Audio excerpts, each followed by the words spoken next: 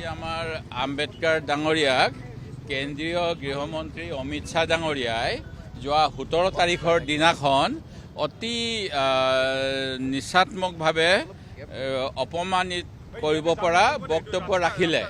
তেখেতে ক'লে যে ইমান তোমালোকে আম্বেদকাৰ আম্বেদকাৰ আম্বেদকাৰ কৈ থাকা, তাতকৈ যদি তোমালোকে ভগৱানৰ নাম লোৱা 7 জনমলৈ ভগৱান পাবা।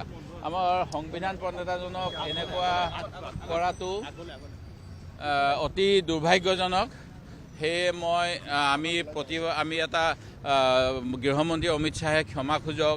তেখেতে সংবিধানৰ যিজন চেয়াৰমেনক এনেকুৱা অপমানজনক মন্তব্য কৰাৰ বাবে পদত্যাগ দাবী কৰিছোঁ। আৰু আজি আমি সকলো ভাৰতবৰ্ষতে কংগ্ৰেছে এনেধৰণেৰে তেখেতৰ গৰিহণাক ধিক্কাৰ দিবলৈ এখন সভা অনুষ্ঠিত কৰাৰ আৰু উপায়ুক্তৰ যোগেদি ভাৰতবৰ্ষৰ ৰাষ্ট্ৰপতিলৈ তেখেতক যাতে বৰখাস্ত কৰে তাৰ দাবী জনাই স্মাৰক প্ৰেৰণ কৰাৰ ব্যৱস্থা লৈছে। এইটো অতি দুৰ্ভাগ্যজনক। মুখ্যমন্ত্ৰী মহোদয়ে সংবিধানত আমাৰ যিটো বাক স্বাধীনতা, ইয়াক লৈও প্ৰথম এমেণ্ডমেণ্ট হৈছিলে পণ্ডিত জৱাহৰলাল নেহৰুৰ সময়ত। কিন্তু আমি শান্তিপূৰ্ণভাৱে যদি দেশৰ নাগৰিকে নিজৰ সুখ দুখৰ কথা পাতিব নোৱাৰে, আমি এটা বহুদলীয় সংসদীয় ব্যৱস্থাত আছোঁ। আমি একপক্ষীয় হিটলাৰী ফেচিজিমৰ নিচিনা যে অকল বা মুছলিনীয়ে যেনেকৈ মানে তেওঁৰ দলটোৱে সৰ্বোচ্চ হ'ব সেই কামটো কৰিছিলে, সেই কামটো আমি কৰিব নিবিচাৰোঁ। সেই গতিকে আমি বহুদলীয় ব্যৱস্থাত বিভিন্ন মত আৰু সংবিধানৰ স্বীকৃত ইলেকশ্যন কমিশ্যনৰ স্বীকৃত দলসমূহক নিজৰ অধিকাৰ বাক স্বাধীনতা দিব লাগে। সেইটোও খৰ্ব কৰা যিটো ব্যৱস্থা, এয়া হিটলাৰী শাসনৰ কোনো গুণে কম নহয়।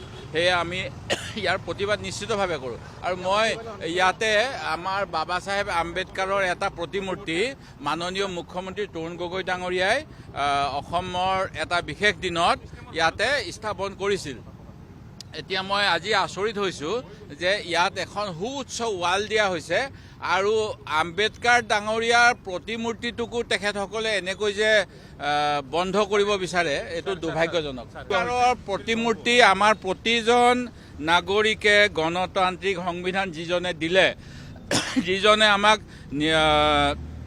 এখন সংবিধান দিছে, যিখন সংবিধান 2 বছৰ 11 মাহ 18 দিন বিভিন্ন পক্ষৰ আলোচনা শুনাৰ পিছত ভাৰতবৰ্ষৰ ৰাইজে নিজে গ্ৰহণ কৰিছে। আজি সেই সংবিধান প্ৰতি পদে পদে উলংঘন হৈ আছে। সেই গতিকে সংবিধান ৰক্ষা নকৰিলে আমি ভাৰতীয়সকল জীয়াই থাকিব নোৱাৰিম। আমি ভাৰতবৰ্ষত হিন্দু মুছলমান সকলোৱে থাকিব লাগিব। সেয়া হ'ল ভাৰতীয় ৰাষ্ট্ৰীয়তাবাদ।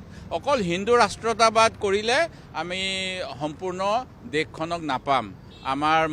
সেই গতিকে আমি সংবিধানৰ প্ৰণেতাজনক, যি সংবিধানৰ নামত কেন্দ্ৰীয় গৃহমন্ত্ৰীয়ে শপত লৈছে ভাৰতবৰ্ষৰ সংবিধান দেশখন অটুট ৰাখিম বুলি, তেখেতে এনেকুৱা অপমান কৰাটো কোনো ভাৰতীয় সহ্য নকৰে আৰু বিশেষকৈ কংগ্ৰেছ দলে সহ্য নকৰোঁ। এইকাৰণেই কংগ্ৰেছেই এই সংবিধানখন কৰাৰ ব্যৱস্থা কৰি দিছিল দেশ স্বাধীন হোৱাৰ পিছত। আৰু আজি যদি কংগ্ৰেছ দলে যি সংবিধানখন বনাবৰ সময়ত একচ্ছত্ৰী, ডিক্টেটৰশ্বিপ, ফেচিজিম যিকোনো ব্যৱস্থা আনিব পাৰিলে হয়, সেইখিনি নকৰি বহুদলীয় প্ৰথা কৰিলে।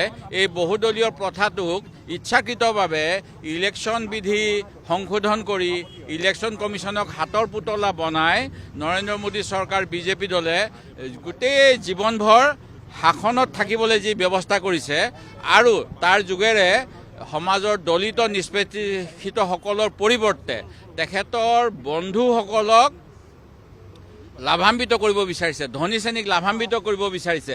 যিসকলে স্বাধীনতা আন্দোলনত কোনো অৰিহণা নাছিল, যিসকলে জাৰ্মানীৰ নাজিক ছাপোৰ্ট কৰিছিল, যিসকলে হিটলাৰৰ মুছলিনীক ছাপোৰ্ট কৰিছিল, যিসকলে কৈছিল কংগ্ৰেছে ভাৰতৰ নাগৰিকক প্ৰতিনিধিত্ব নকৰে, আৰু তেনে এটা নীতি আদৰ্শৰ মানুহে ইয়াতকৈ আমি তাতকৈ বেছি কামনা কৰিব নোৱাৰোঁ। আজি তেখেতসকলে সংবিধান সংশোধন কৰিবলৈ যি ব্যৱস্থা কৰিব বিচাৰিছে, নিৰ্বাচনৰ সময়ত অবকা বাৰ চাৰ ছপাৰ শ্লোগান দি সংবিধান সংশোধনৰ জৰিয়তে যি ঘৃণনীয় ষড়যন্ত্ৰ কৰিছিল, যিটো দেশৰ সাধাৰণ নাগৰিকে অনুভৱ কৰি তেখেতসকলক ৰাস্তা দেখাই দিলে, তেখেতসকলে বোধ কৰোঁ একক সংখ্যাগৰিষ্ঠতাও নাপালে। সেই গতিকে নীতিশ কুমাৰ ডাঙৰীয়া আৰু চন্দ্ৰবাবু নাইডু ডাঙৰীয়াৰ দৰে দুজন ব্যক্তিৰ ৰাজনৈতিক দল, যিসকলৰো নিজৰ নিজৰ এজেণ্ডা আছে, তেখেতসকলৰ সহযোগত আজি দেশ শাসন কৰিছে। আৰু ইয়ে যে নৰেন্দ্ৰ মোদী ডাঙৰীয়াৰ বা যিসকলে তেখেতৰ যিটো দল, সেই দলৰ যিটো নীতি আদৰ্শৰ প্ৰতি ৰাইজৰ যে আস্থা নাই, সেয়া প্ৰমাণ কৰি তুলিছে। আৰু আম্বেদকাৰ ডাঙৰীয়াৰ প্ৰতিমূৰ্তি ইয়াত আছিলে। মাননীয় মুখ্যমন্ত্ৰী ডক্টৰ হিমন্ত শৰ্মা ডাঙৰীয়াই কিবা কাৰণত সেই প্ৰতিমূৰ্তি আজি ইয়াত মানুহে দেখিব নোৱাৰা কৰি দিলে। আপোনাকে হুড ৱাল, আমি এতিয়া ইয়াতে আমি তেখেতৰ মূৰ্তিটো এইখিনিত আছে বুলি আমি নিশ্চিতভাৱে জানো, কাৰণ এই পতাকা উত্তোলনৰ জাগাও আছিলে। আমি ইয়াৰ পৰা এটা সেৱা কৰি আমাৰ সভাস্থলীলৈ আমি যাম।